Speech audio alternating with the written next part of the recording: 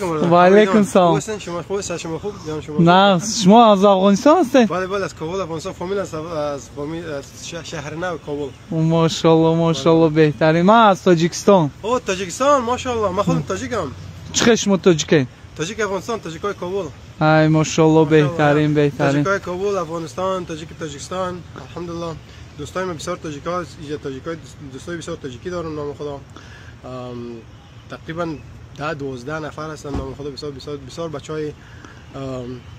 بچهای خوب، بچهای بسیار عالی و نام خدا. فامید تاجیکستان، افغانستان، تاجیکای ما شما فامید قربانشان. فامید سه مملکت مثلا ایران، افغانستان، تاجیکستان اینا.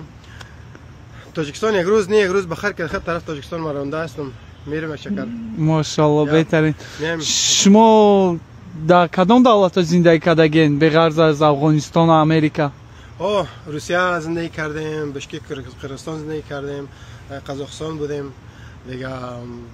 روس گوریشی استرناخ.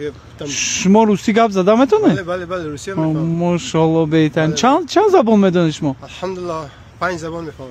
5 زبان میدونید؟ بچه افغان 5 زبان میدونه؟ الحمدلله افغانستان نو خدا بچه افغان سالیشون 5-6 زبان میفهمن خودشون.